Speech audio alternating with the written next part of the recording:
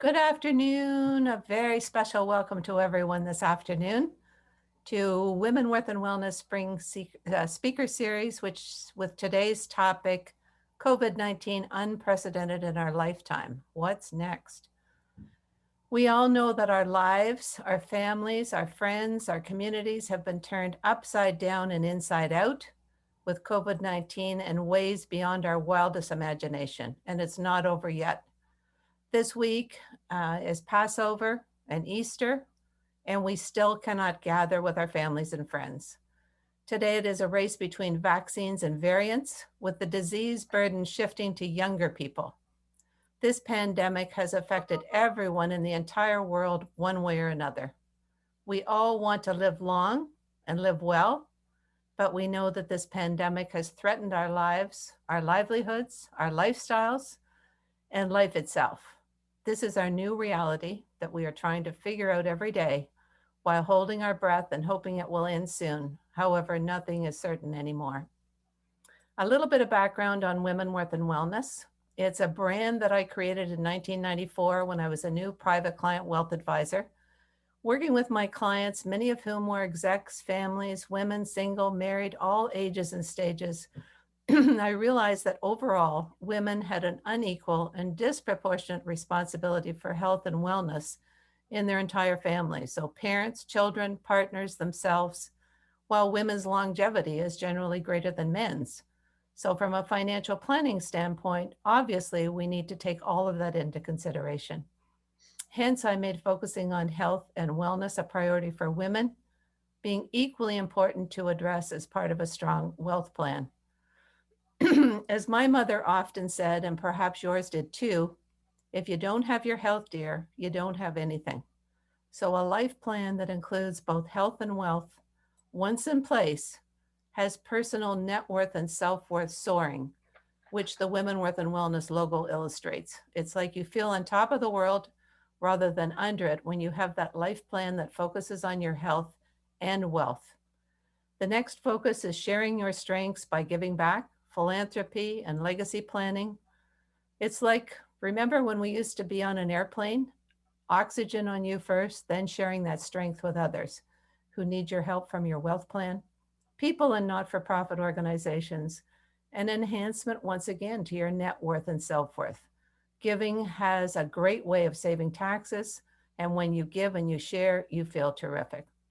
Women in Philanthropy is the new leadership power opportunity for women who are and will be stewarding incredible wealth going forward. So a leadership opportunity for accomplished women to make a difference. How this event came about was me connecting with my good friend, Mark Keeley, who you're going to meet in a minute, just before Christmas 2020, when he told me how shocked and devastated he was that his brother David had just passed away from COVID. It was so shocking. Mark and I decided then that we would jointly focus on this awful challenge in ways that would continually encourage others to be vigilant, as it was not going to be going away anytime soon. Here we are 3 months later with an ongoing and ever-changing continuum experience, and we're not done yet. When we are done, what's next then? Today's event is dedicated to David Keeley and all those who have tragically and very sadly lost their lives from COVID over the last year. Way too many special individuals, almost a total of 600,000 in Canada and the US combined. Imagine, that's a lot of lives lost. Before we continue, I must extend sincere gratitude to several without whom this event would not be possible. First of all, Crystal, my virtual assistant, who has been exceptional in every way, technology, organizing, marketing, and promoting. Just the best. Crystal, thank you so much. Sponsors, Casey at the Cheese Gallery, Robert at Georgian Hills Vineyards, both of whom have been ongoing sponsors of Women Worth and Wellness since International Women's Day 2019. Most recently, Paul Chapman, RBC Wealth Advisor in Collingwood for this spring series, who has been just a delight to work with. And of course, Mark Keeley and Chris McLeod for this special event today. These sponsors may be reaching out to you with their special offerings, so please consider them and take advantage of their offerings if they're appealing to you and yours. And of course, the panelists who you are going to meet. Each is exceptional in their leadership role. You will hear their incredible leadership stories in various sectors, stepping up to this ongoing COVID pandemic challenge and sharing with us their experiences and thoughts on what's next. One of the benefits of COVID for me is Zoom. We could not possibly access these terrific panelists without technology, and Crystal, of course. So thank you again to everyone, especially you, for joining us today. Our agenda is I will introduce the panelists, and then each will take 3 to 5 minutes to share their incredible stories with you. I'll then direct a few questions to them while you send your questions to Crystal in the chat, which we will then present to the panelists around 4:45 or so, then wrap up at 5:20, and we're finished at 5:30. You will be sent a recording of this event and details of our next events in this Women Worth in Wellness Spring Speaker Series. Now, I want to get to my intro, which is, I see Mark Keeley and his smiling face. I can't find my intro sheet, but I will find it. Crystal has taught me how to do this. As I just said, it's like going into grade 13. Remember going into high school and it's like, oh God, I can't do it. Okay, speaker intros, Mark Keeley, Keeley and Associates. And again, it's Mark, who tragically lost his brother David Keeley to COVID, exec chef at Deerhurst Resort in Huntsville in December 2020. The shock was such that Mark committed to focusing on this challenge in such a way to increase awareness of others that we are all in this together. So we must continue to be vigilant every day to stay well and to help others stay well. Mark is a public policy expert and patient advocate. As a former hospital administrator, Mark can talk about what we need to do at the government level to increase compliance and decrease the incidences of needless infection or death through protocols and better public policy. Mark can also talk about how Canada is in a unique role to help bring resilience to the world. Susan, oh, gone, okay. We'll get this back. Susan, trying to scroll up here, it's not working. Susan is a gem. She and I are members of International Women's Forum, and that's how I heard Susan speak about COVID. She currently leads Pfizer's global COVID-19 task force, ensuring the safety and well-being of Pfizer's 75,000 employees and its current medicine and vaccine supply chain around the globe. She is an advisor to the group president of Pfizer's Biopharmaceuticals Group. She is the former president. Crystal, can you pull these up because I'm not able to scroll?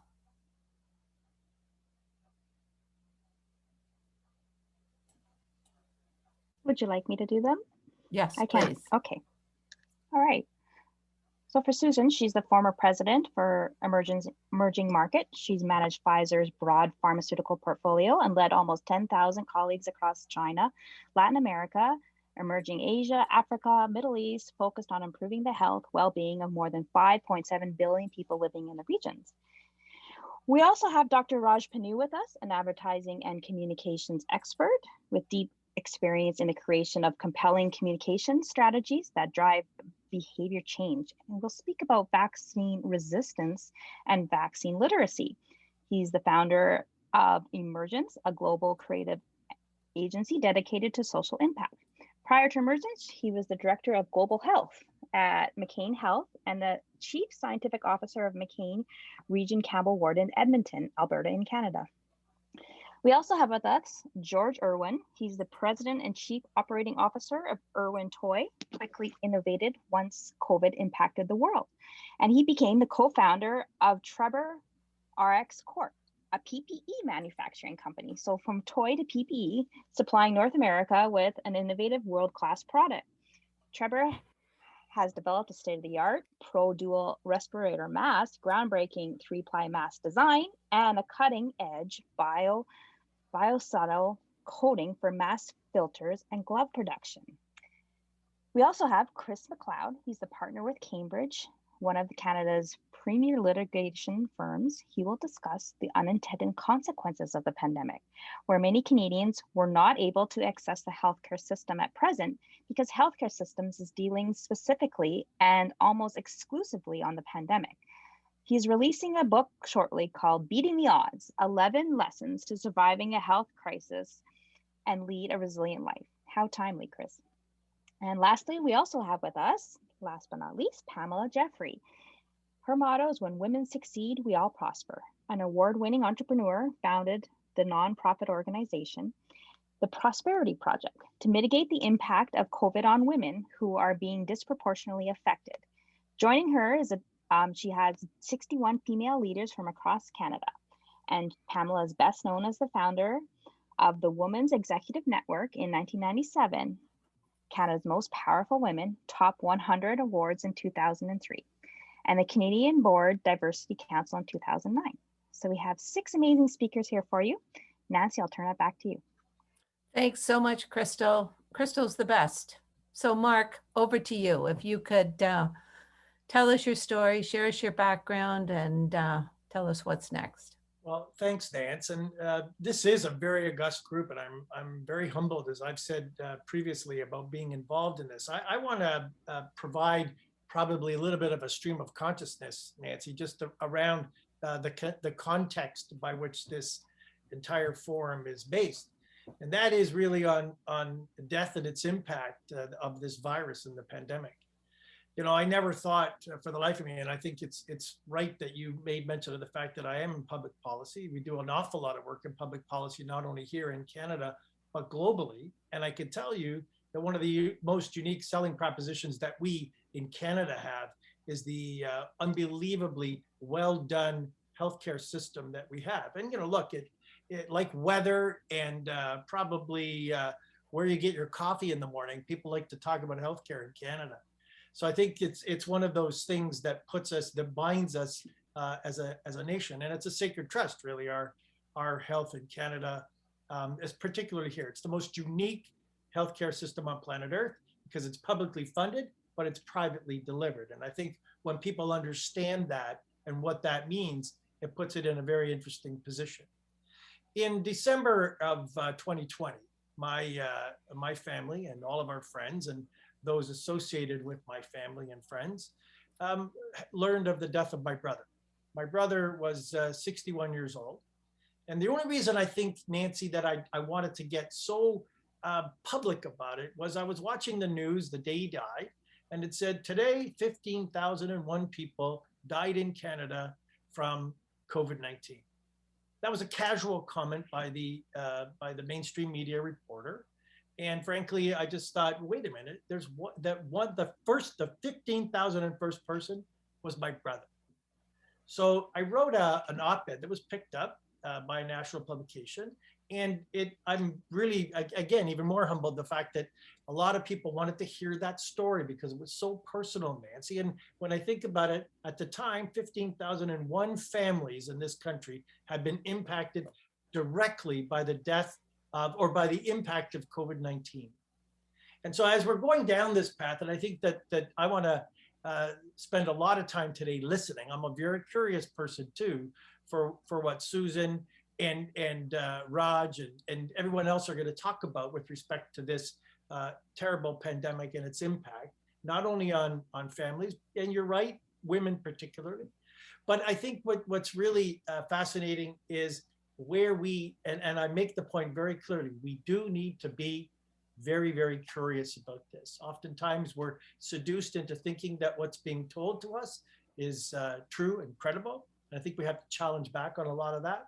But more importantly, I think we have to depoliticize a lot of what's been happening in this country with respect to COVID. And I want my brother's death and the legacy that's attached to that to be the driving force for that kind of awareness in Canada. So I'm using my big mouth to make that my co-celeb in Canada, and it's been picked up in a lot of provinces and a lot of places, and I'm grateful for the opportunity. So thanks again for having me here today, Nancy. Our pleasure. Our pleasure. Susan from Pfizer, please tell us your story.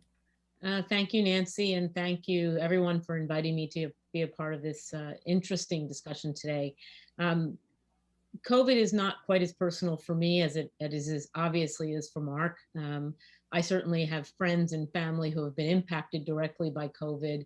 And actually, I guess in some ways, my wife and I are currently taking care of a 16-year-old Lhasa Apso of a very dear friend of ours who has been in the hospital since December, suffering with COVID. So I suppose as you were telling your story, Mark, I was thinking about the connections that I have even now. And I do realize that it may not be quite as close to home as it is for you and your family, but I dare think that there's anyone in the participant list today that isn't at least one person removed at this point, no matter where you are in the world, from the impact of COVID. So I guess just a little sort of free flow in terms of my story. So indeed, Nancy and I didn't meet until she heard me be interviewed by one of the leaders in the International Women's Forum.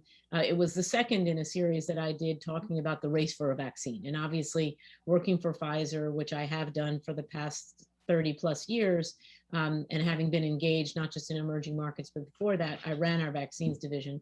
I've been fairly close to the whole vaccine development. And I have to say, I didn't think when I gave my first talk to the International Women's Forum in May of 2020, that by February of 2021, I would be talking about a vaccine that was going into people's arms in dozens of countries around the world. It is a remarkable achievement. I'm proud to even be remotely associated with it, and to know that our company has stood behind what was a real challenging feat. So I probably was one of the first dozen people at Pfizer to understand what was happening with COVID. And that's because of my role leading our business in 2019 and 2020 in China. In fact, I was in China in January of 2020. Because that was what I did. I traveled to my regions and met with my teams, and January was when I usually went to China for a business review. And Wuhan was already on the front pages of the papers in China at that time. And you know, people were talking about it, this mysterious virus. And I remember coming back from China and someone in my company saying, look, we've got 10,000 colleagues in China. We're going to need some people to help them get through this. Would you put together a small crisis management team? Little did I know that that would become my second full-time job throughout 2020, to run our crisis management team for the entire company, because it was only about 8 weeks later that Italy was exploding with the virus. It was on the West Coast in the United States. It was on the West Coast in Canada at the same time. So I learned a lot. And I'd say, as opposed to talking about the science, because we have a number of people that are going to talk about science, I'm going to talk a little bit about what I learned about leadership. And I think what I learned so much in this past year is how important it is to understand that people lead in different ways when they really have stress in different ways. And there is nothing like getting to know your team where every day you start looking at them in their living room or in their den or in their bedroom, or you see their children walking by behind them. Or as you might hear during our call, because my dog is wont to do this, she runs up the stairs to my little office that unfortunately has no door and starts barking just because she can. It has humanized us all as leaders. It has made us more understanding of the situation that people find themselves in. It has also allowed us to understand what we're capable of.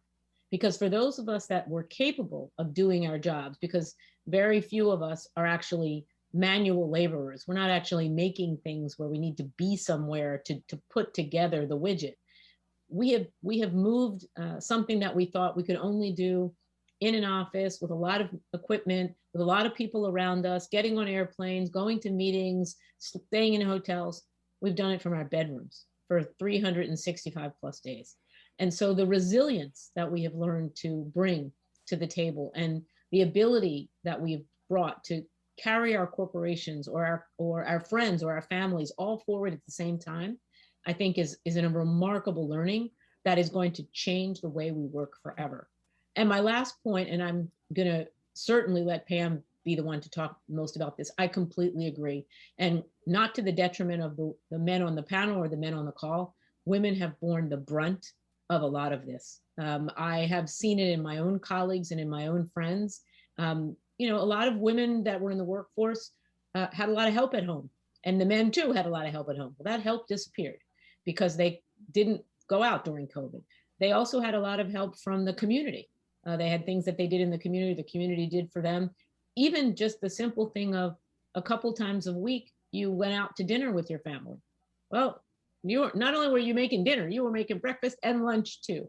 So my hat goes off to all of the women that are enduring this dramatic change and holding down their household and their full-time jobs at the same time. So I think in closing, what I'd like to say is hopefully happy to answer questions from the group about whatever I can about the vaccine. As I say to many talks, I'm not a doctor, but I'm often asked to play one on TV.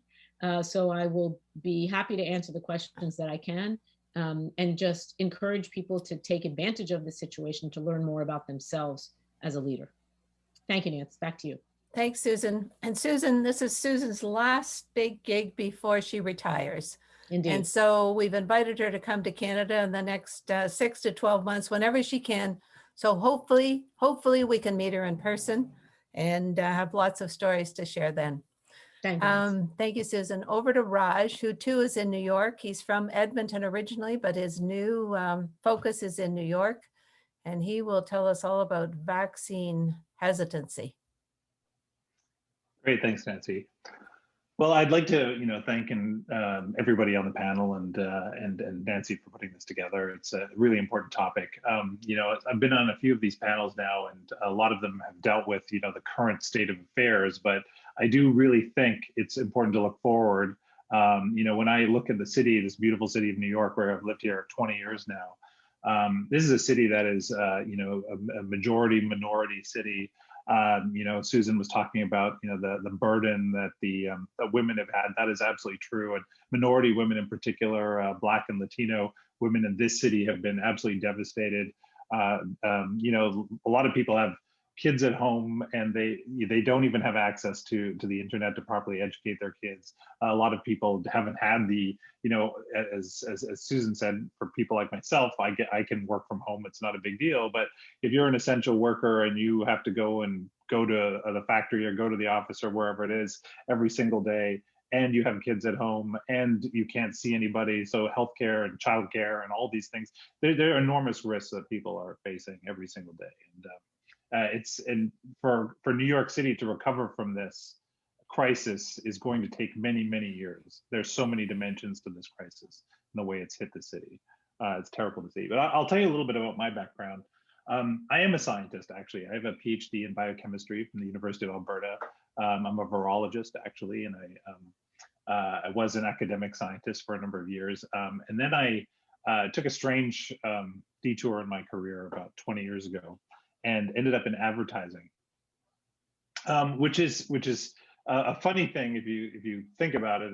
They don't sound related, but at the time, companies like Pfizer and others were coming out with a lot of new types of drugs that had very complex mechanisms of action that were based on huge public investments in research that were made throughout the 80s and 90s in HIV and cancer. And these drugs were coming to market, and advertising agencies, big international ones, didn't really know how to communicate the benefits of these drugs to either other physicians or to the public. So they were at a stage where they were looking for academics such as myself to come and work with creative teams and strategic teams to figure out how to launch these drugs into the global market. And I became one of the first sort of scientists to take a big job at one of the big advertising agencies, and that was at McCann, which is a big global ad agency. And it was a great privilege to have that job in New York. I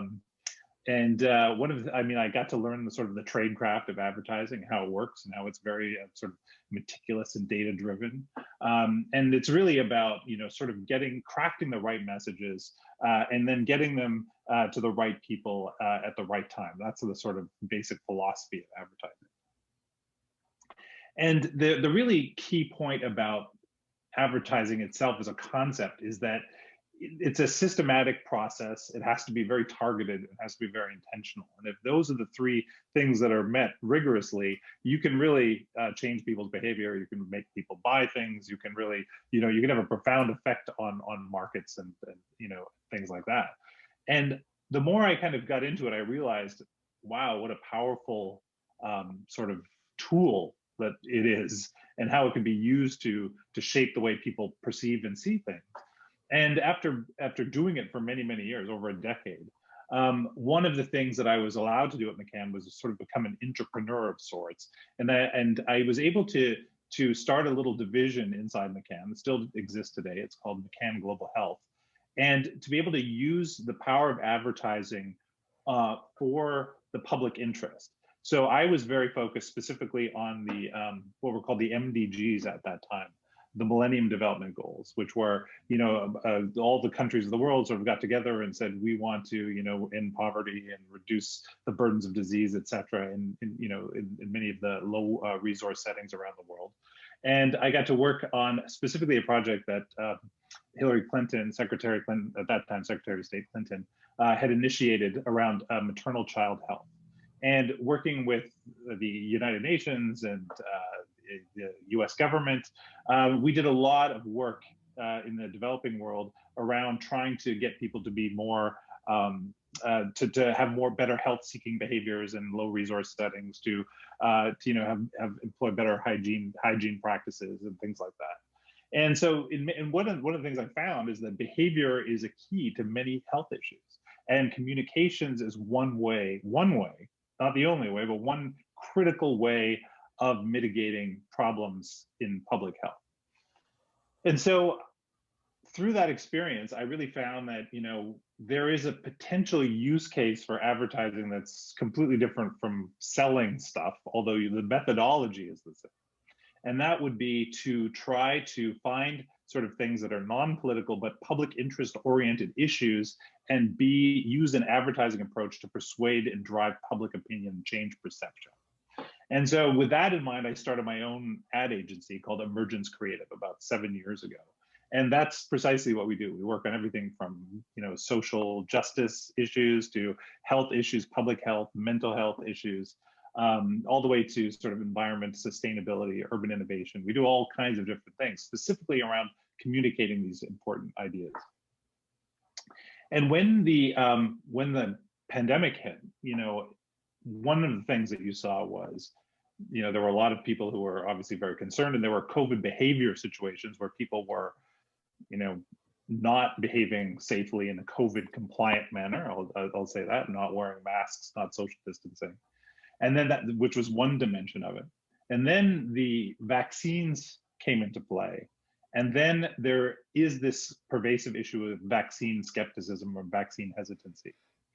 And so what I had sort of worked in the past with some academics at the University of Calgary, and we decided to get together because we saw that there was a big gulf in Canada that had been created, where there was so many different, and Mark had kind of alluded to the politicization of COVID. One of the unfortunate aspects of the politicization of COVID has been that there has been a tension between two things that are quite reasonable, I think, which are is the economic impacts of COVID, and then the health impacts of COVID.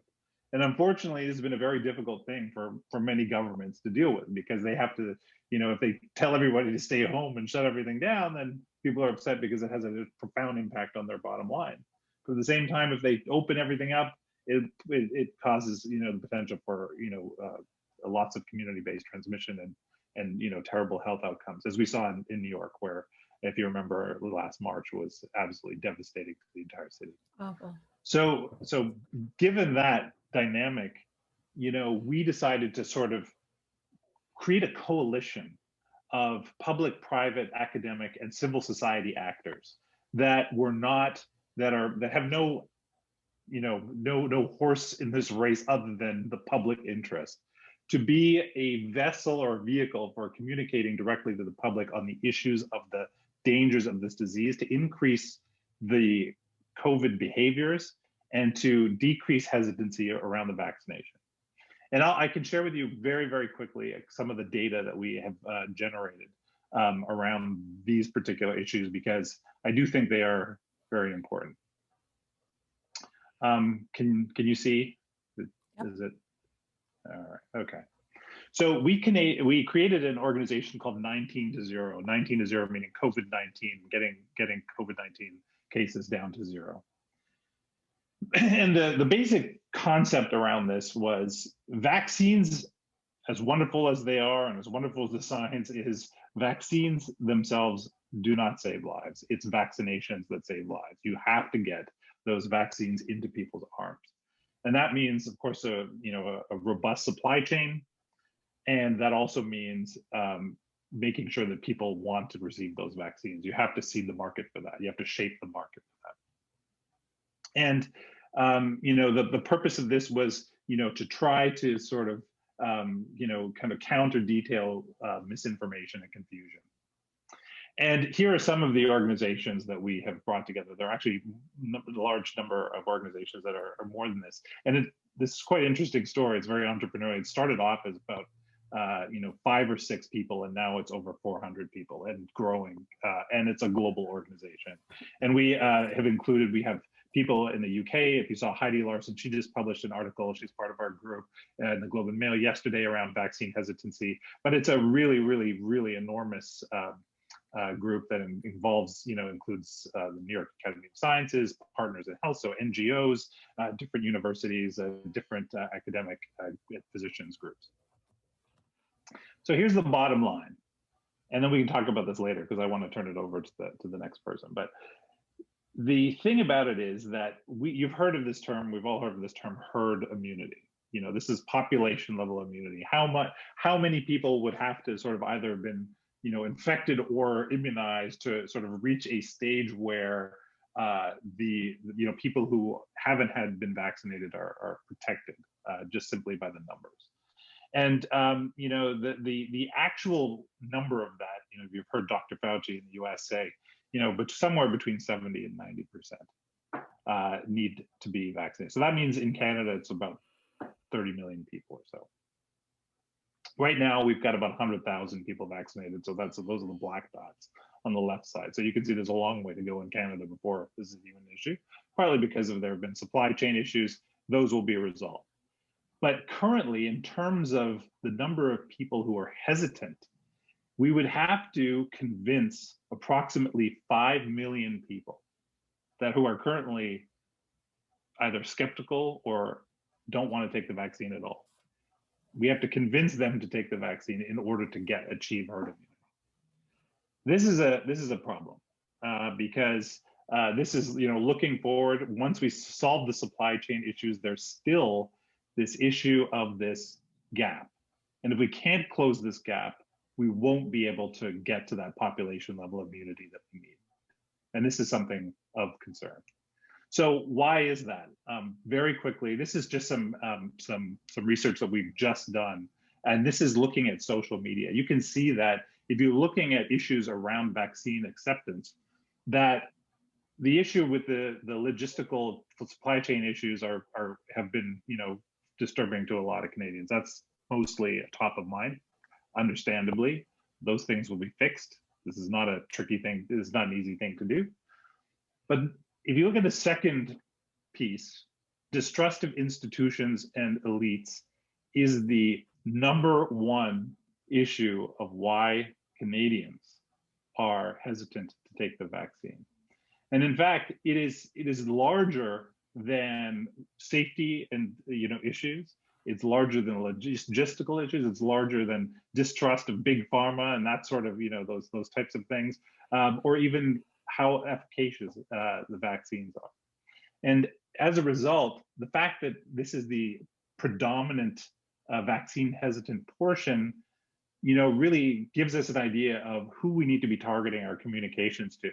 And research like this and other research sets that we've been sort of generating and looking at are giving us some clues as to what are the right kinds of messages that we can put around to hesitant people to kind of to undermine some of this distrust.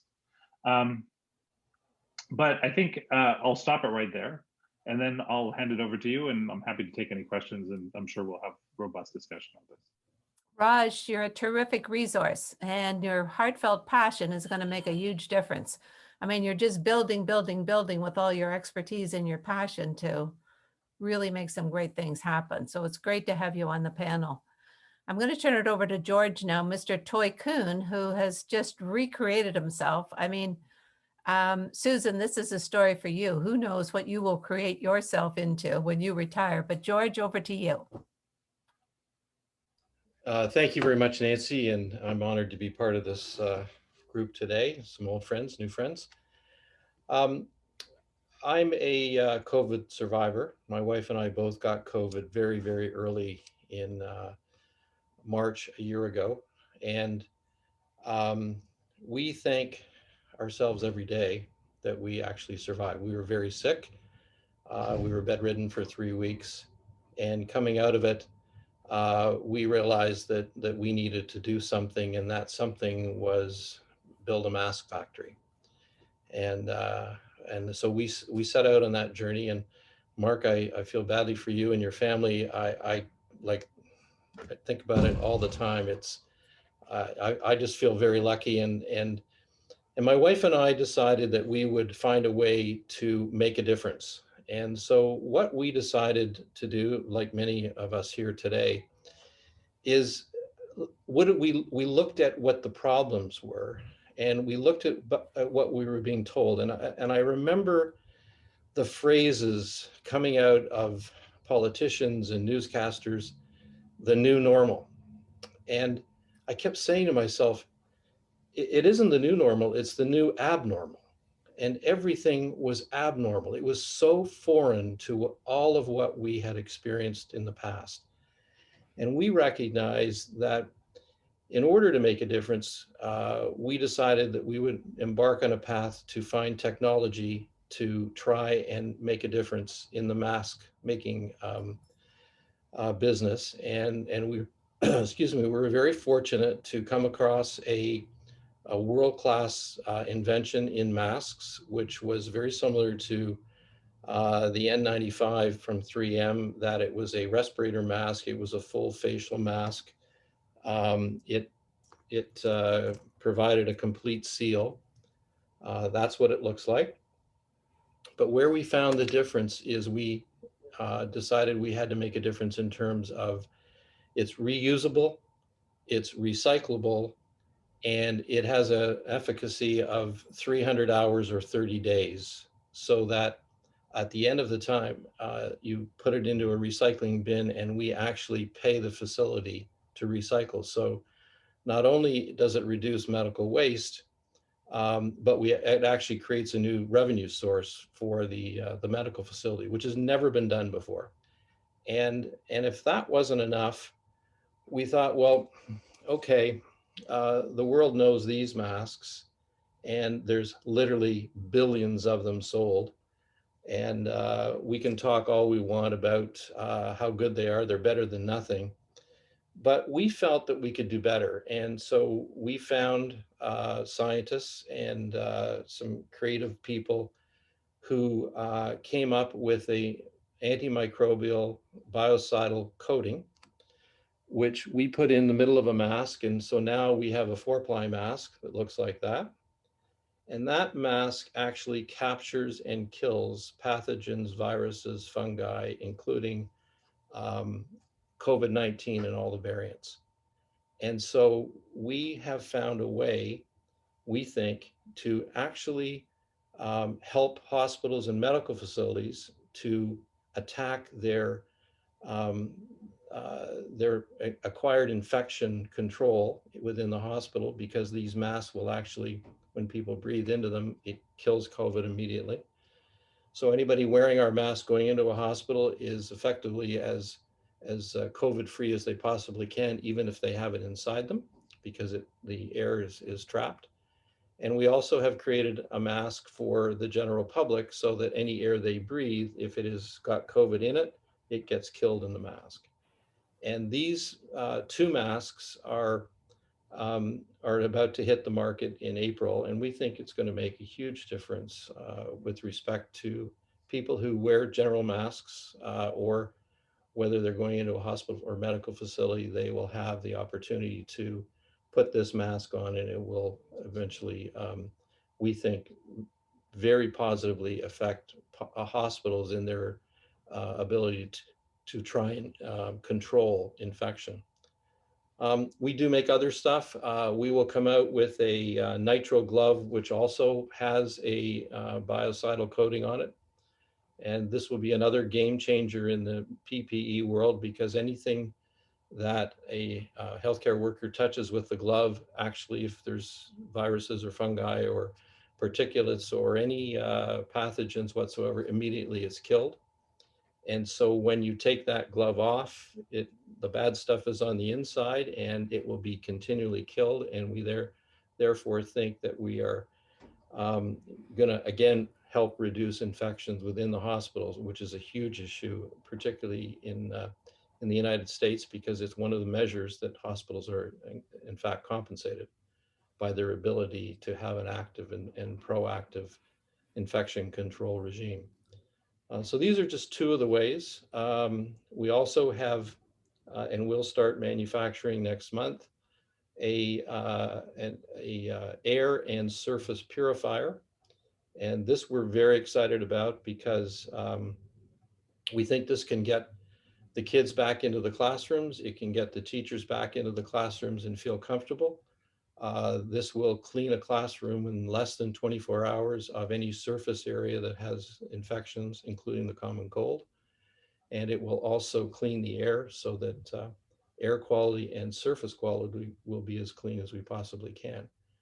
And so our whole sort of philosophy was, the old ways didn't work. If the old ways had worked, we wouldn't be in this mess. We would have solved this mess way, way, way long ago. Didn't work. We had to come up with something different, and we have, and it's become incredibly effective. And I think that I'll leave you with this is the new abnormal. It's not the new normal. So I'm happy to take questions later. George, you're the best. And this is exactly what we need, is heartfelt innovation.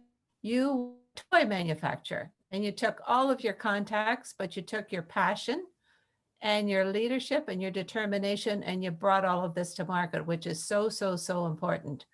So like Mark and Susan and Raj, really, it's just so important to just keep on going.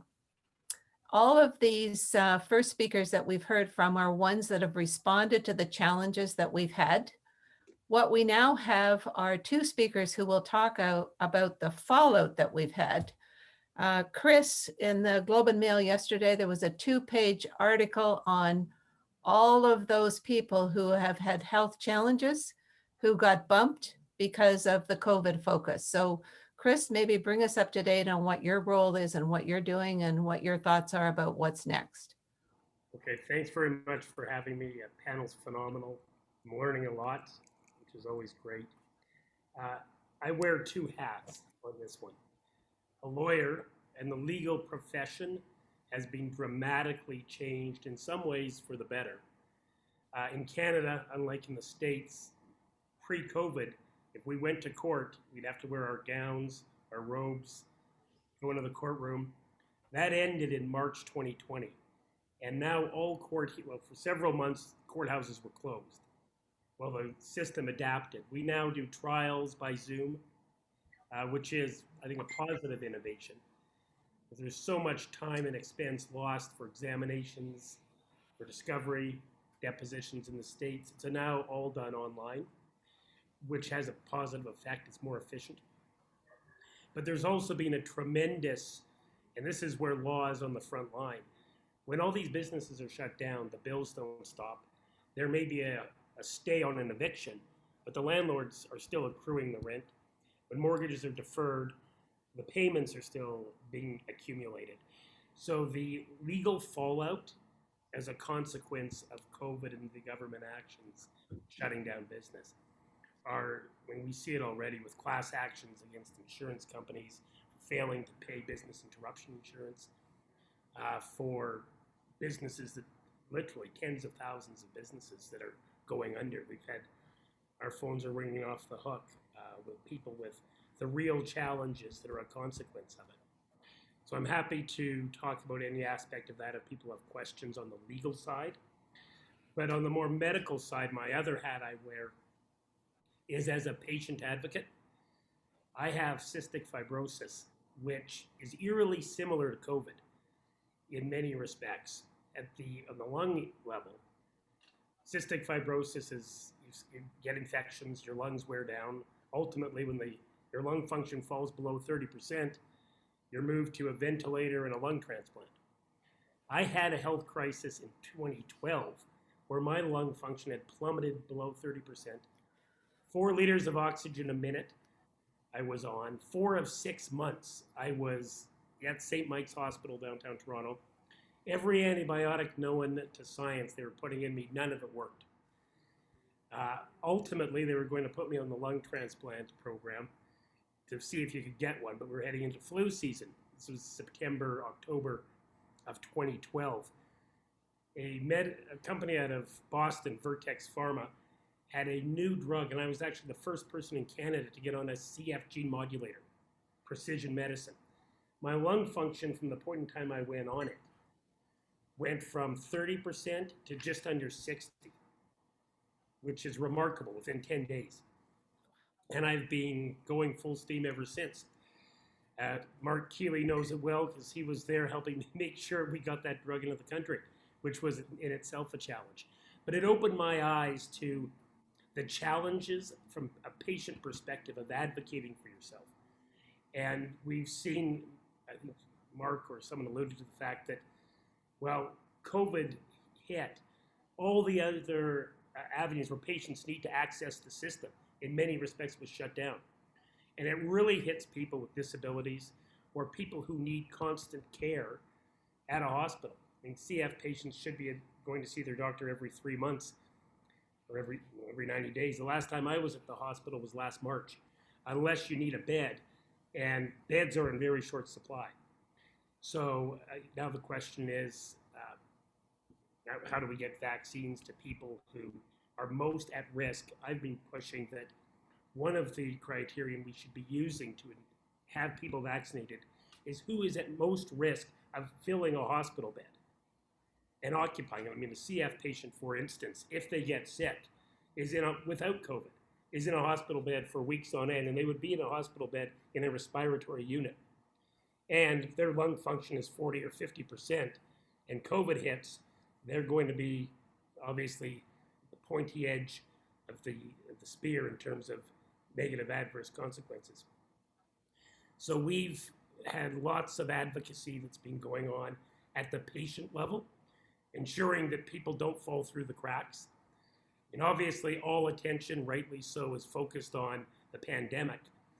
But the rest of the healthcare challenges we had pre-COVID didn't go away. If you had a chronic condition, a disability, you still had it, and you still had to deal with it, and you still have to access your doctor.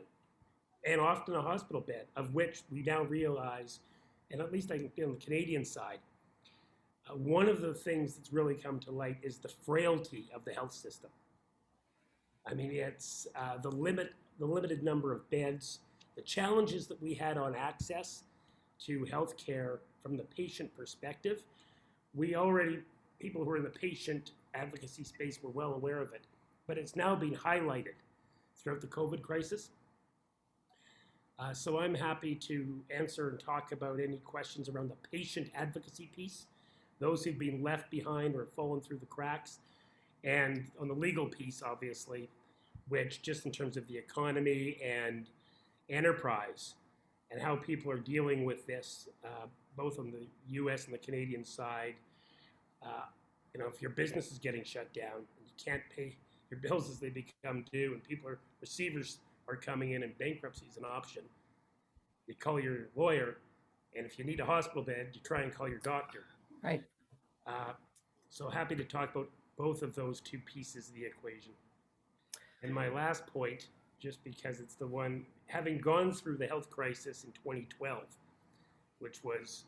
there's actually, one of the other pieces where CF is similar to COVID, or at least the treatment piece. We started about 25 years ago. I'm 50, so when I was about 25 or 30, CF patients were required to stay 6 feet apart and wear masks because there was a particular bug that is everywhere but only affects people with CF. Just for easy reference, call it like a COVID bug within the CF community. So we would go to the doctor. Everyone had to stay 6 feet apart, wear a mask. So in some ways, some of what's imposed with COVID is old hat to people with CF. A movie came out through Hollywood about a year and a half ago, timely, called 5 Feet Apart. And it was a love story of two people with CF who were required to stay 6 feet apart, but had met and so took a foot and we tried to get 5 feet apart. So much of what the CF community's dealt with has been not COVID, but a COVID-like virus within the community. And so, there's a lot of lessons to be learned, which is why I wrote the book, Beating the Odds, 11 Lessons to Overcome a Health Crisis. Just from lessons I learned how to get out of a hospital through the front door and not get carried out the back door. Well, Mark and I purposely didn't define really what part 2 of this session would be. So I think at the end of May, we need to get you to come back and a lot of the others that are on this panel to talk about where we're at now, because patient advocacy is a huge, huge, huge topic. What I tried to do when I had my practice, when I focused on health as well as wealth, often you're dealing with people when they have health challenges. So let's find a way to back this up. So, certainly that's an opportunity, obviously not the number one priority, but is there any way we can ward off some of these challenges before they become major issues? But clearly you've got a lot of expertise to offer and passion, and we want to know more about your book. So I'm going to turn it over to Pam. Mark Keeley heard Christine Lagarde speak, and he said, "Oh, Nancy, you're so right. Pam is so right. The women that have been displaced through COVID is huge. So all of those people and their challenges, but equally important is the impact on the economy." So Pam, over to you. Thanks very much, Nancy. So I'd like to start with a story. And Mark and I have known each other for many, many years. And he knows that when I get an idea into my mind, there's no letting go. So my husband and I were in Costa Rica last March, and we'd been there for a few weeks. And we started seeing what was happening in the world. And when the Prime Minister announced that for all Canadians who were abroad, now is the time to come home, we immediately booked our return fares. I spent a week going around Costa Rica trying to find everything that I felt we needed to come home safely. So in that week, I went to drugstores and I got masks and gloves and sanitizer and everything. So we would feel really comfortable getting on that, what turned out to be the last scheduled flight out of Costa Rica. So we arrived back to Toronto in a completely different world when we stepped off that plane, as we all know, and went into quarantine for 2 weeks.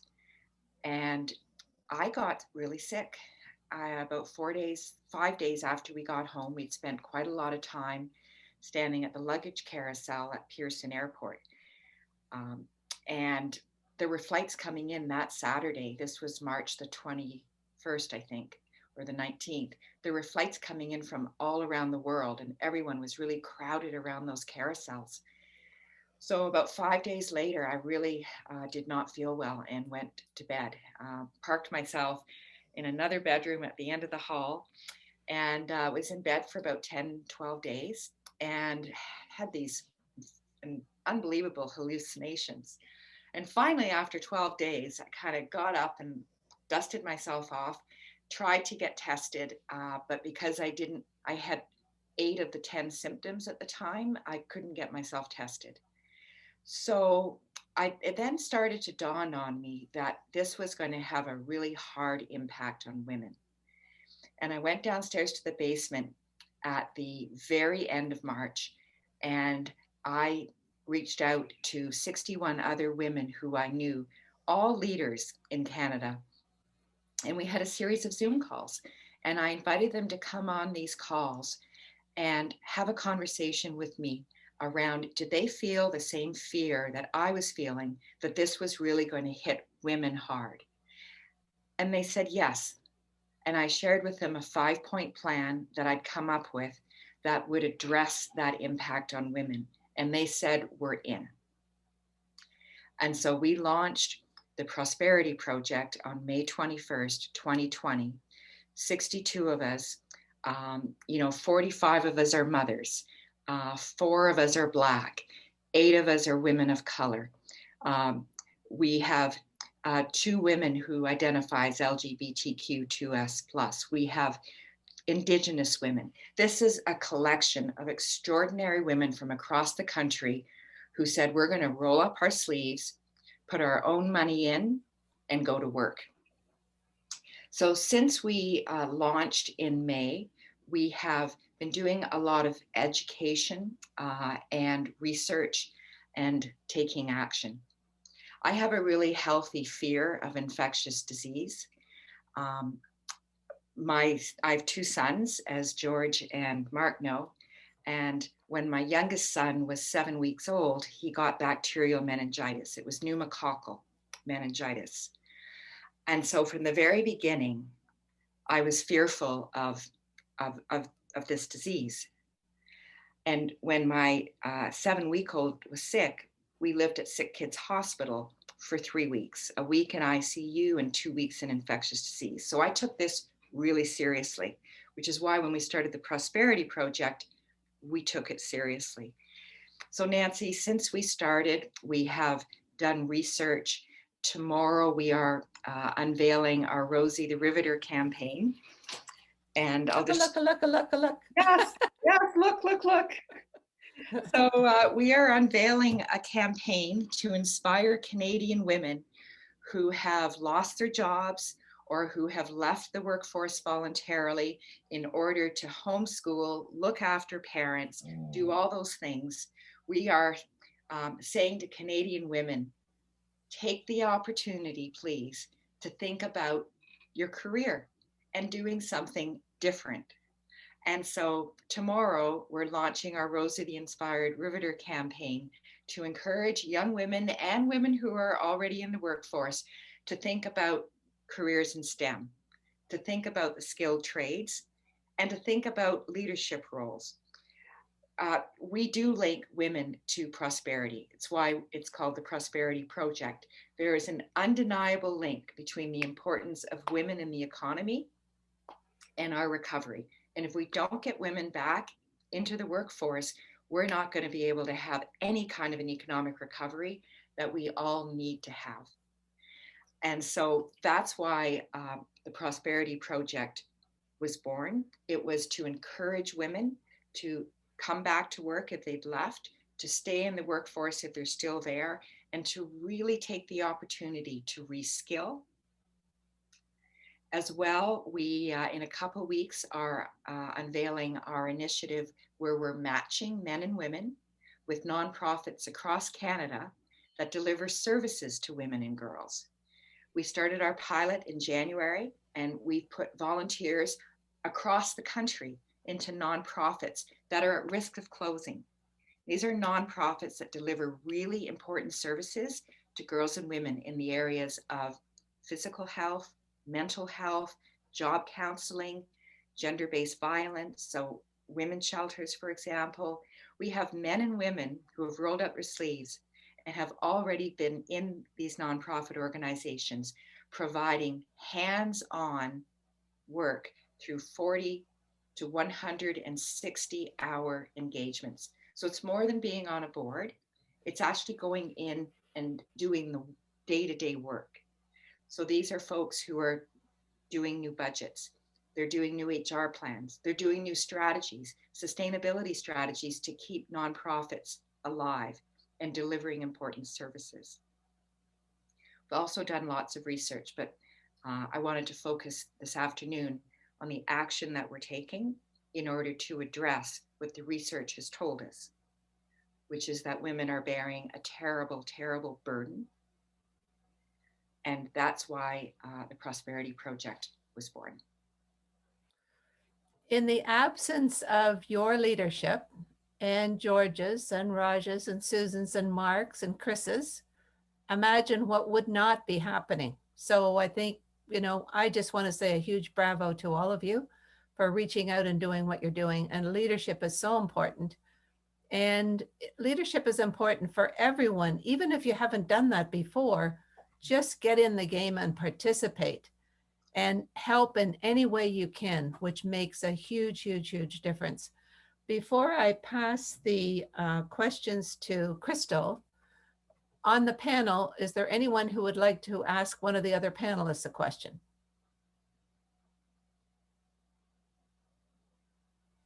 I think Raj has been sold, Pamela, on everything you're doing, so you may have a New York opportunity. One person was asking George, where can you buy once the Sorry, I didn't hear the question. Where will people be able to buy your masks, the retail ones for consumers? So the Pro Plus mask, this one currently is available on our website, TreborRx, TREBORRX.com. And the antimicrobial biocidal mask coating will be available in mid to end of April. It'll be available pretty much everywhere, but it'll also be available on our website. And we start manufacturing that probably in the middle of next month, April. Okay, super, excellent. And Now, George, why did you decide to go 180 degrees in another direction? Me? Yes. I think, I don't think it's 180 degrees really. And I say that because there are so many similarities between how we were making toys and how to make PPE. I mean, one of the most regulated consumer products in the world is a toy. Nobody wants to make a toy that is going to disappoint a child or break or harm them in any way. I mean, if you're in that business, you should, and you're willing to let that happen, you shouldn't be. And the same is true for PPE. If you're a responsible manufacturer, the last thing you want to do is make something that isn't going to be effective at the front line. And I think, unfortunately, that's a lot what happened. We were in such a mess that everybody was scrambling for PPE, and the rules and regulations for quality and quality assurance and the efficacy just went out the window. It was get me something I can put on my face, and then I'm okay, I'm safe. And that, of course, we know now is not the case. And so, I mean, as I said before, we decided that we were not going to be like everybody else. We wanted to find something that was different and that was going to make an impact. And I really believe the product that we're putting on the market, more than just protecting you, is really making a difference with respect to controlling the spread of the disease. So it's as much protecting you as it is actually physically controlling the disease by killing it at the source, which is in the mask. So that's a different philosophy, totally 180 degrees away from where everybody else has been. And we often forget about things that were big issues in the past because they're not big issues now. For example, how many people do you know who have had flu or the cold this winter? Well, not very many, because we've all been, so we got some new realities. Susan, what's ahead from a Pfizer standpoint? First of all, thank you for Pfizer sending 5 million to Canada. Not sure when it's arriving, but apparently that's in the news and it's coming. Oh, you're on behalf of Pfizer, you're almost welcome. I know 5 million is I think the third shipment we've made to Canada since December, because I was engaged in the first one. That was very early after the first shipments went out to the US and Mexico. I guess what's next is the continued work on looking at the efficacy and the effectiveness of the vaccines. Efficacy is what comes from the trials that allowed emergency use authorization, both by the US FDA and by Health Canada.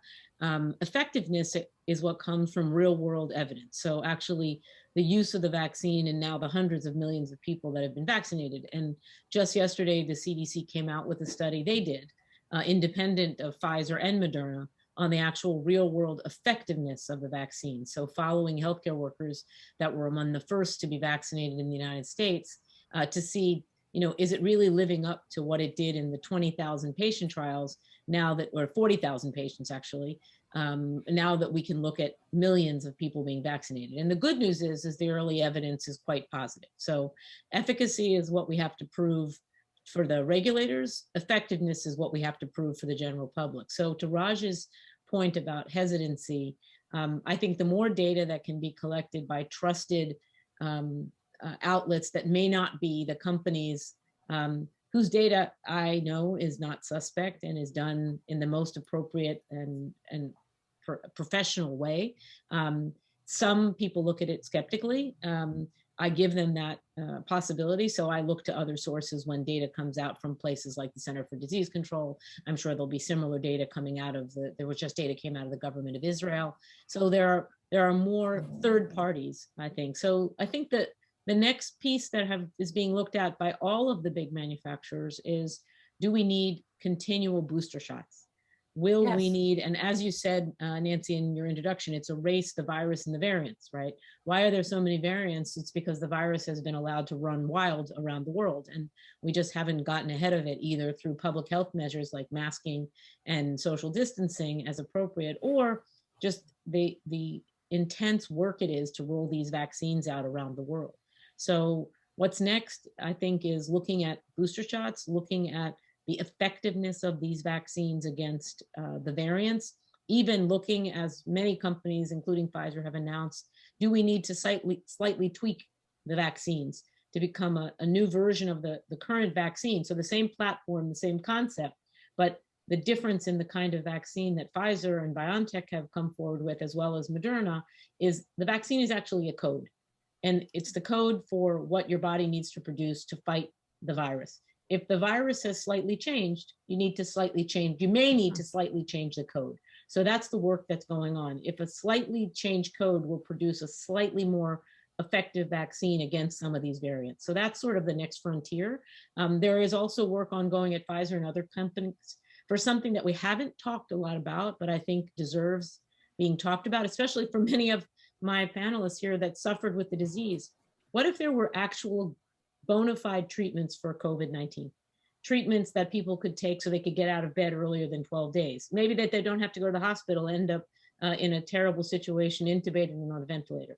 So there are a number of companies that are now looking at treatments for mild, moderate, and even severe disease that will keep people, even if you do get infected, from getting seriously sick or, God forbid, from passing away. So I think that's another frontier for many companies, and Pfizer just announced the beginning of a phase 1 trial with an antiviral program that we started a few months back. Didn't go as quickly as the vaccine, but is moving fairly quickly, and I hope we'll be able to be, if it's successful, in the public hands in the coming year or so. Wonderful.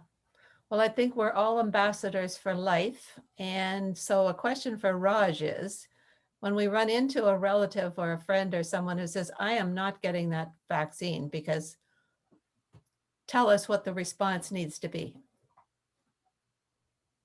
Well, I think it's a kind of a complicated issue. There isn't a single reason for skepticism and hesitancy, unfortunately.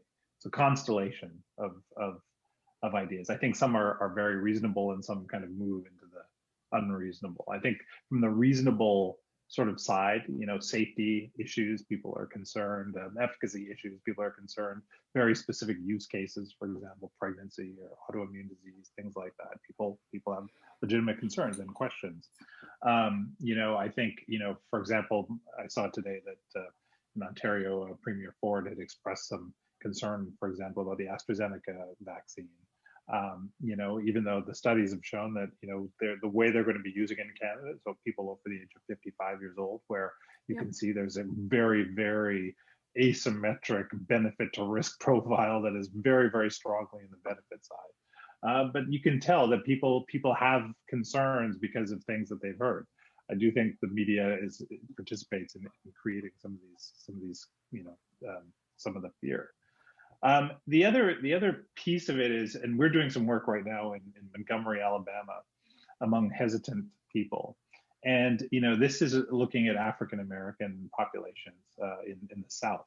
And there are, and we see this, this is true with First Nations and Indigenous people, as well as Latin people in parts of the United States, where historical injustices, for example, or very poor experiences with healthcare or lack of healthcare access, these types of issues also taint people's perceptions of, things that are being, pushed upon them by, government agencies or healthcare providers.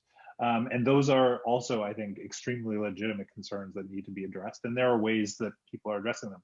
Partly it's, looking the way, what Pamela is doing, which is looking at NGOs and faith-based groups and leaders within communities to act as advocates, to give direction and guidance and to people who are, often vulnerable communities.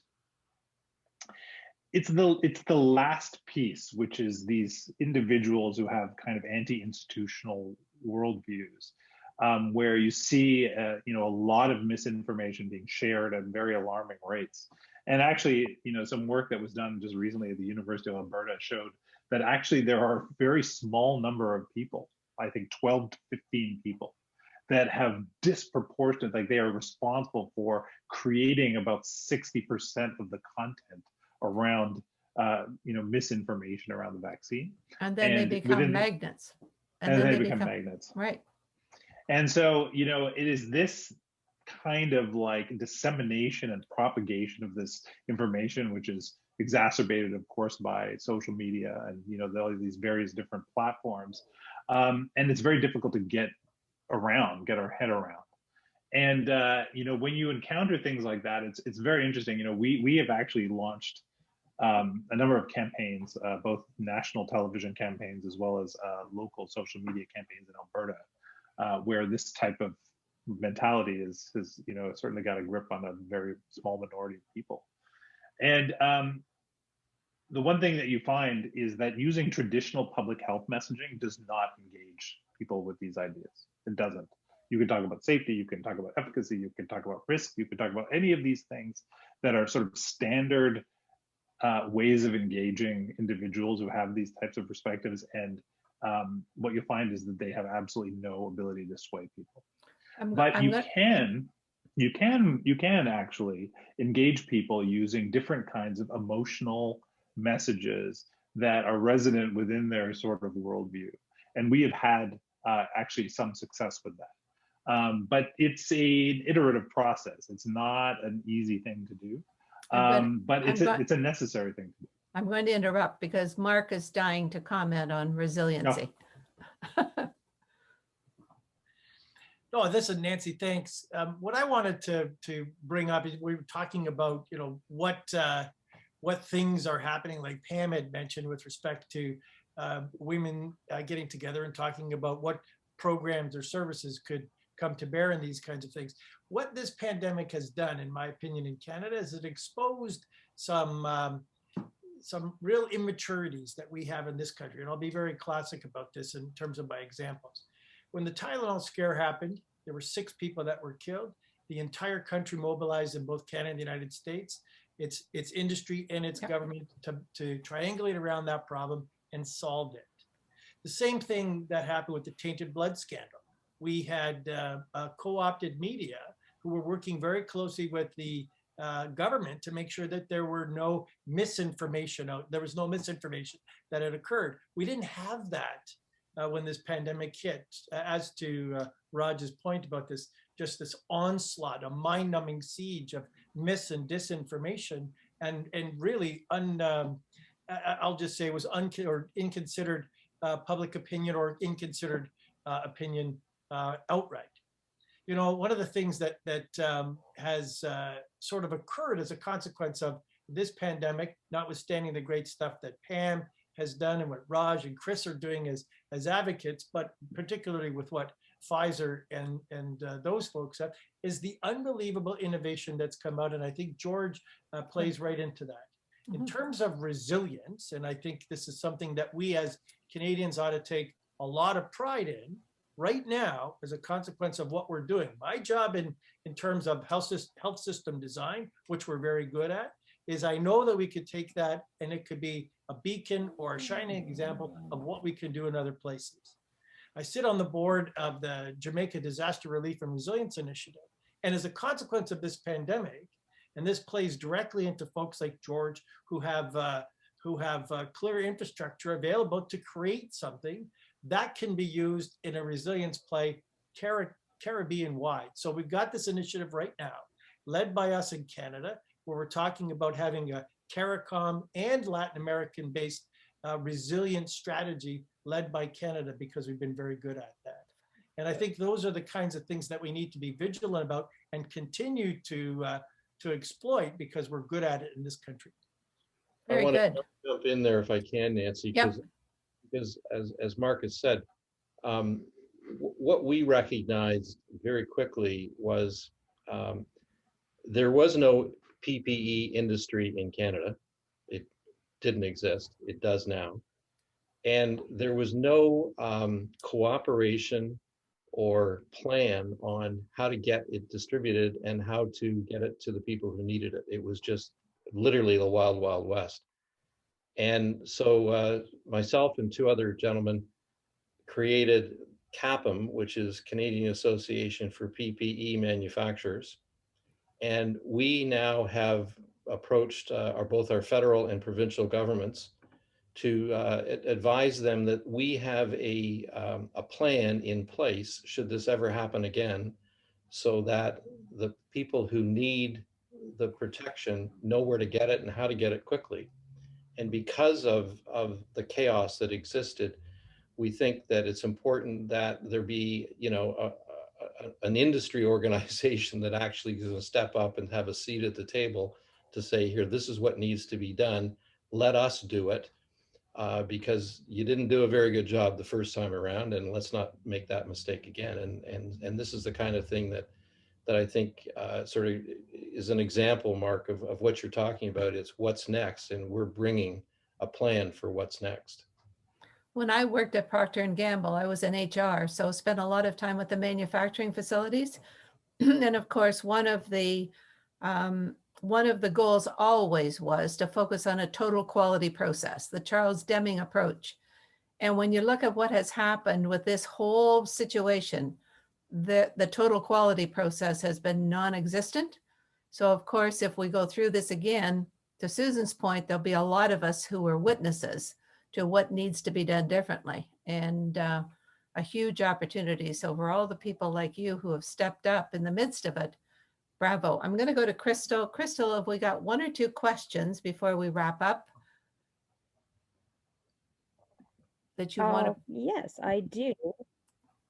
A question for Chris. Family law is already changing to accommodate the real reality of COVID impacts on families. Do you see changes in family or estate law to have some accommodations for mass emergencies, unpredictable circumstances in the future? How is this going to change that? Great question. On the estate side, we've already seen changes in terms of being able to commission a will through Zoom, affidavits being commissioned without the need to be present, which is a big step.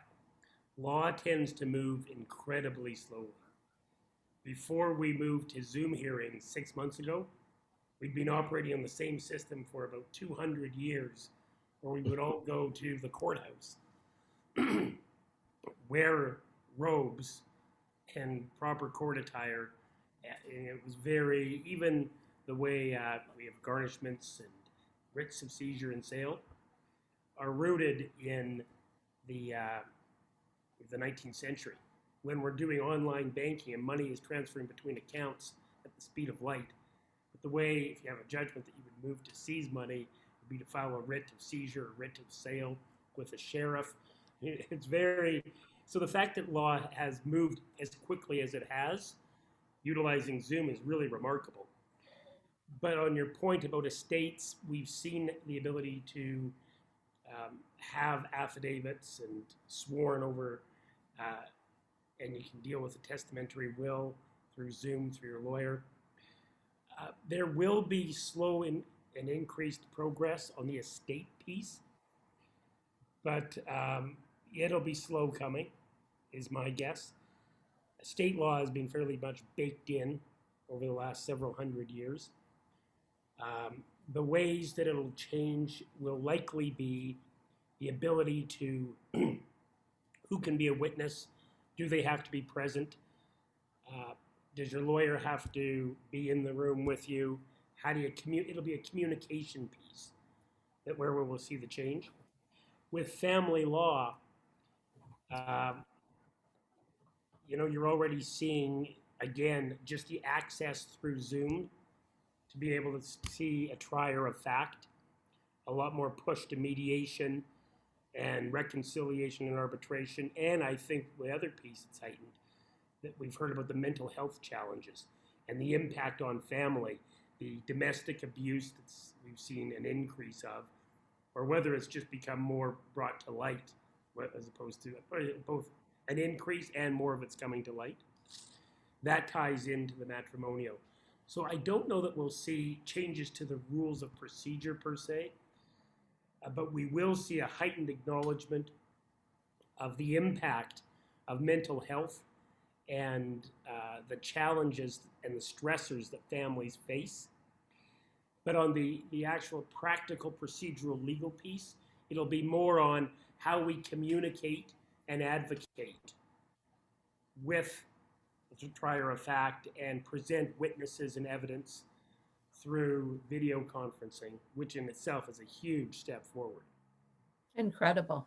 Yeah. Yes. Okay, I have a couple brief questions here. George, is this going to be put into air purifiers as well?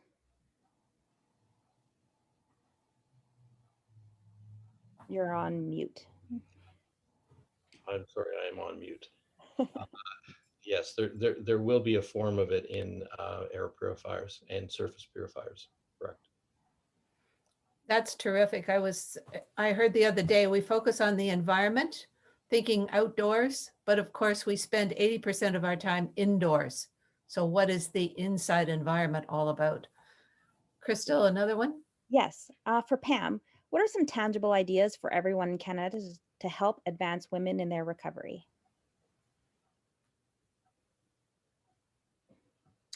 Sure. So to government, we're calling on the federal government to play a leadership role and bring childcare into the 21st century. I was 10 years old when the conversation was kicked off. 10. I'm now a lot older. I've raised my sons, but I can tell you it is really hard to work full time and be a mom. And so one of the barriers that still exists is the lack of access to affordable, flexible childcare. So we are calling on the federal government to play a leadership role and provide funding to the provinces so that the provinces can create and put in place a childcare program that meets their needs and the needs of working families. Second, we're also calling on employers to take the opportunity that COVID has given us, which is we can adapt really well. We are resilient. And so let's adapt our workplaces and our workplace cultures to be more flexible so that working men and women who are moms and dads can be in the workforce, contributing, helping rebuild our economy in more flexible workplaces. Flexibility around when you are there, when you're not, using technology that we've all become really accustomed to. Also calling on employers to take a look at gender representation before COVID and at least match that as we come through this. So if 40% of your labor force was made up of women, let's have 40% as we come through to the next step so that we're not losing women from the workforce and employers are being deliberate in thinking about women in their return to premises plans. So we're calling on governments, we're calling on employers, and then the women themselves to think about their careers differently and for their partners. For too long, we've had gender stereotypes that say and persist that when we're talking about looking after kids, grocery shopping, cleaning, and all that good stuff, women still bear the lion's share of that responsibility. Let's have a national conversation, and let's have one-on-one conversations at home. A nice Friday night, the end of the week, conversation around how could we share household things just a little bit more equally? If I've left my job because I can't do it all, and our household income is cut in half, maybe there's a way for me to get back to work, build a more prosperous future for my family. If you, my partner, would be open to just having a conversation about doing a little more at home, and maybe we can share a little bit more of that and get the kids involved with doing a few more things at home, so that there's less onus on me to do it all. And that's what we hear from women across the country, is that they have been doing it all and they can't do it anymore. Whereas having a lot of serious mental health issues coming to the forefront, especially amongst women who are young moms, who are feeling this sense of dread when they wake up every morning. We need as a country to address that. And as you know, if women are back in the workforce, we are going to be able to have a stronger recovery, and that's going to be good for all of us. So those are some tangible things, and I would encourage you to visit us at CanadianProsperityProject.ca, where you'll learn a lot more about what we're doing and how you can get involved. I was on the Deloitte webinar a week ago with Craig Alexander. He is a super champion for early learning and care, and Margie McCain. And the question was asked, how does she feel about the future? She said, I feel within the next 5 years, there will be early learning and care, not babysitting. And if I wasn't that optimistic, I would go home and start knitting. And so I think, you know, huge champions, like the government can't turn their back on this any longer. Well, I hope not. And we're working with Margaret McCain and a whole group of men and women in leadership roles across the country, Nancy, to make this happen. Wonderful. Wonderful. Okay, I'm going to wrap it up. I'm going to ask each of you with your final thoughts, and also an invitation to come back for part 2 at the end of May. Susan, if you're retired, maybe you would still spare a little bit of time for us, but maybe just your summary thoughts. You know, first, thank you all for letting me be a part of the webinar today. And yes, I will be retired by the end of May, Nancy, but I'll have time. So I'm happy to come back and join the group. You know, maybe I'll have early lessons learned from retirement, who knows? But, you know, what I'd say in closing is it's been an unusual time to be in the workforce during this pandemic, and it's not over yet. I may be retiring, but the pandemic isn't. Right. I think it's the onus on all of us as leaders in our communities, in our organizations, in our circle of friends and influencers, to take what we've learned and pass it on.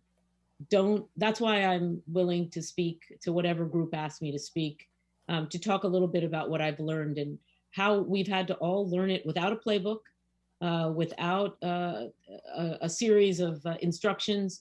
Everyone has reinvented themselves, some for the betterment of the world and some maybe not for the betterment of the world. But in any case, we've all sort of soldiered, and we continue to soldier our way through it. So I think the onus is on all of us to pay it forward. And if we have younger people in our lives, whether they're our family members or our friends or people we mentor or people we just chat with, it's important for us to share this. We can't keep this information as a book that we put on the shelf and say, oh, thank God that's over, because it isn't over, and we'll have learned from it how to be better leaders, how to be better friends, how to be better spouses and homemakers. And I do think, you know, maybe not to share my conscious bias, but I think, Pam, if there's ever a time for your prosperity project to prosper, now is it. So we need to strike while the iron is hot for equity and for equality, and to make sure that the world is represented by the people that live in it. So with that, I just want to thank you all and wish everybody good health and a great spring and summer. What a powerful statement. Anyway, Raj, very briefly. Just to reiterate, I found, what Pamela's doing is really inspiring. I think those kind of community-based initiatives are really what's going to get us through this. I think what's really interesting is that I'm optimistic in a way. I do see, all kinds of local innovation, all kinds of communities getting together through the power of technology and others, and inspiring leaders like the ones on this panel who are working together, with equity in mind, to really kind of create permanent change. And I do see that, and that is cause for optimism. So Excellent. Chris? Yeah, on an optimistic note, Good. we're going to have a pandemic. We could not have had a better time to have it to this extent. Okay. Technology, the ability to communicate. If this had happened 15 years ago, I'm not sure we would have been able to adapt so quickly.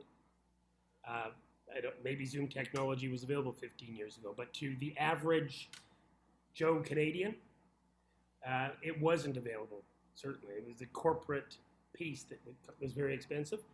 So the ability for people to communicate as well as they have been able to, it's been, we're going to see a lot of positives come, but we've got to keep the eye on the ball for the marginalized, the dispossessed, the people who are falling through the cracks.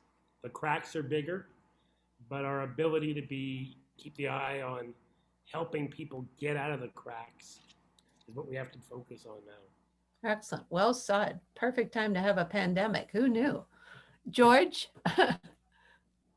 Okay. I think for me, it's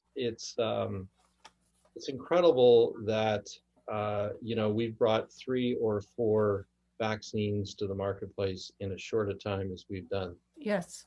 Creativity. It speaks to innovation. It speaks to persistence and ingenuity, and all of those things are really what made a difference in this not going for 5 years or 6 years, or not, killing hundreds and hundreds of thousands of more people.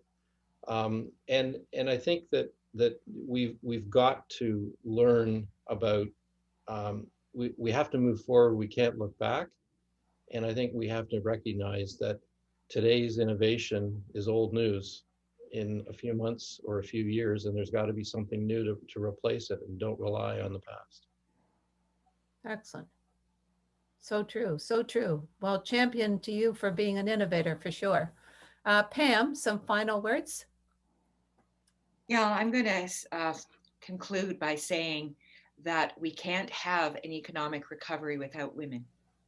And for women to be part of the economic recovery, to get out the door to go to work, they need affordable, accessible childcare. And this is an investment that we need to make as a country, and it's going to pay huge dividends. Gender equality is something that we've been talking about for a long time now. We've got to stop talking about it. Now is the time. We can't afford not to have greater gender equality in Canada. Fabulous. Mark, I will pass to you for some final comments.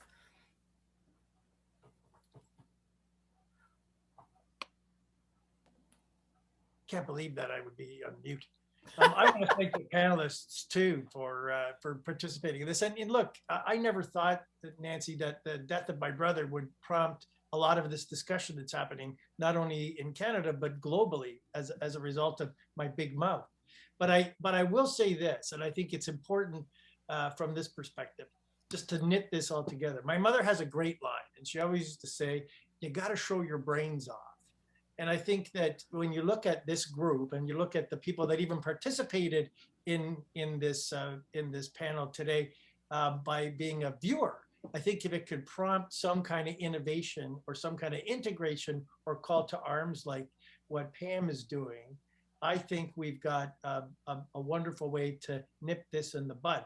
I'll say this, and I'm just grateful for the fact that that my family got to witness, this sort of exuberance from friends and relations as a consequence of my brother's death.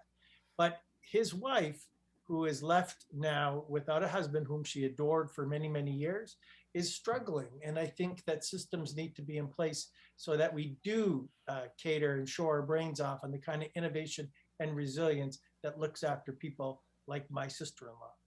So thanks very much to everybody who participated today, and thanks for putting this on, Nance.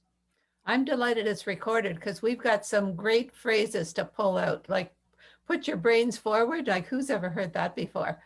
I have to say one other thing, and that is probably why Mark and I got along so well. His mother was a very, very strong lady, never met her, but he's told me a couple of stories, and he had what, five brothers, six sons and one daughter. They'd go to mass Sunday morning. When they'd come back, she'd put the dining room table off to one side and teach all her sons how to dance. Said, you boys are not going out into the world not knowing how to dance. Right, you get that, George? You hear that, George? So maybe the next time we meet, we'll have a dance off. Anyway, I will just wrap up by saying thank you so much. You people are so impressive, and I'm a huge champion for all your leadership and everything you're doing. We'll definitely be in touch, and we'll find a way to get people involved with all your activities. And Susan, so delighted that you could participate, and we'll look forward to seeing you again. Raj, great input. We're going to tell everybody to just take whatever's offered. Pam, go get them. I'm there to help. I've got a couple of people on as guests today who are childcare advocates, have been for a long time, so we'll get them involved. Thanks so much, Chris, for all your advocacy, and definitely we'll keep that going. And George, fabulous. Keep on innovating. Mr. Toy Kuhn, and Mark, always a pleasure. Thank you, everybody.